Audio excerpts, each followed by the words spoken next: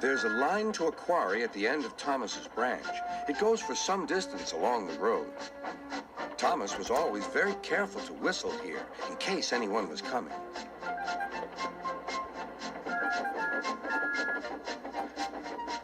Early one morning, a large policeman was sitting close to the line. Thomas liked policemen. He had been a great friend of the officer who had just retired. Beep, beep, he whistled. Good morning. Thomas expected that the new officer would be friendly too, but he was sorry to see that he didn't look friendly at all. He was red in the face and very cross. Disgraceful, he spluttered. I didn't sleep a wink last night. It was so quiet, and now engines come whistling suddenly behind me. I'm sorry, sir, said Thomas. I only said good morning. The policeman pointed to Thomas. Where's your cowcatcher? He asked. But I don't catch cows, sir.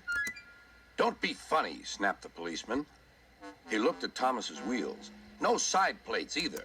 And he wrote in his notebook.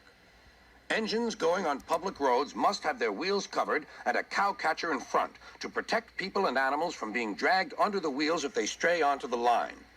You haven't, so you are dangerous. Rubbish, said Thomas's driver. We've been along here hundreds of times and never had an accident. That makes it worse, the policeman answered. He wrote regular lawbreaker in his book. Thomas puffed sadly away.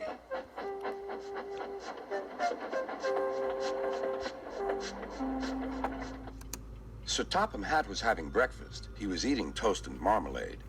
The butler came in. Excuse me, sir. You're wanted on the telephone.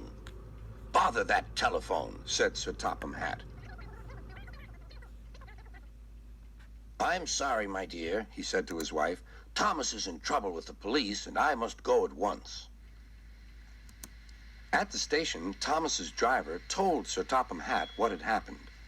Dangerous to the public, indeed. We'll see about that. Sir Topham Hatt spoke to the policeman. But however much he argued with him, it was no good. The law is the law, he said, and we can't change it. Sir Topham Hatt felt exhausted. I'm sorry, driver, he said.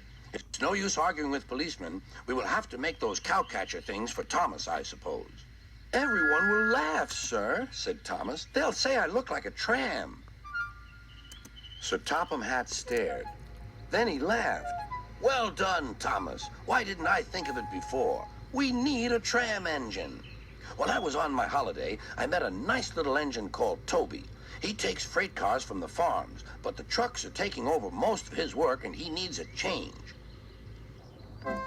He has cowcatchers and side plates. I'll write to his superintendent at once.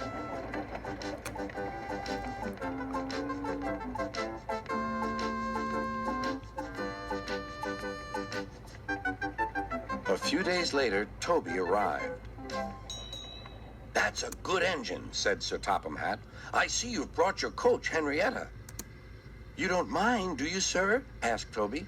The station master wanted to use her as a hen house, and that would never do. No, indeed, said Sir Topham Hatt. We couldn't allow that.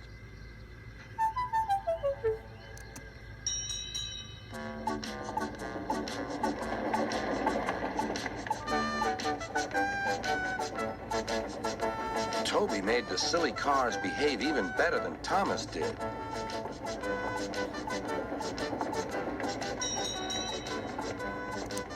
Hey, you!